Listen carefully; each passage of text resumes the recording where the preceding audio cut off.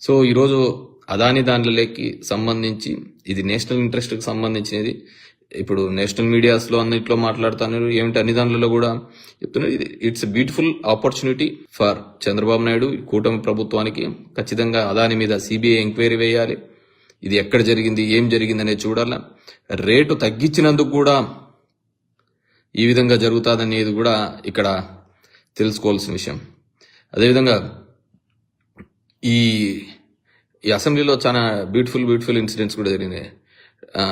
Toll road అనేది గతంలో జగన్మోహన్ రెడ్డి గారు ఉన్నప్పుడు కూడా Krishnababu, I think principal secretary for roads and buildings, ఆయన కూడా ఒక ప్రపోజల్స్ ఇలాంటివి బాగుంటుంది అనేది కూడా నేను కూడా డిస్కస్ చేయాలి. ఎందుకంటే ఇప్పుడు కేంద్ర ప్రభుత్వం వేస్తోంది నేషనల్ హైవేస్ వేస్తున్నప్పుడు వాళ్ళు కూడా టోల్ పెడుతున్నారు కదా, ప్రతి చోట టోల్ పెట్టి చేస్తున్నారు. కానీ ఆ రోజు జగన్మోహన్ రెడ్డి పెడుతూ ఉంటే టోల్ బాదుడు ఇక ఇది అని చెప్పేసి మాట్లాడిన సందర్భం.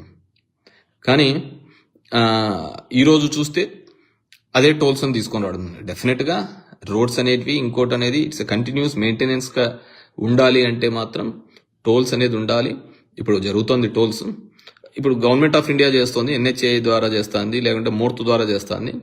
అది లేదు స్టేట్ గవర్నమెంటే చేస్తామంటోంది.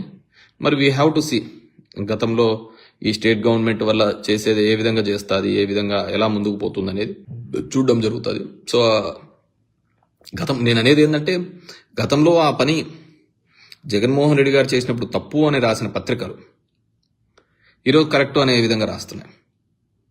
ఇప్పుడు వ్యవసాయ మీటర్లు బిగిస్తూ ఉంటా సందర్భంలో, లేకుంటే ఈ మీటర్లు బిగిస్తున్న సందర్భంలో అవన్నీ ఉరితాళ్ళు అని రాసిన సందర్భంలో, నేను ఎక్కడో పేపర్లో చూసా, ఈనాడు పేపర్లోనే, అవన్నీ రైతులకు ఉరితాళ్ళు అని రాసిన సందర్భంలో మళ్ళీ అదే ఈనాడు పేపర్లో అబ్బా ఎలక్ట్రికల్ మీటర్లు వచ్చేసాయో అని రాసినారు.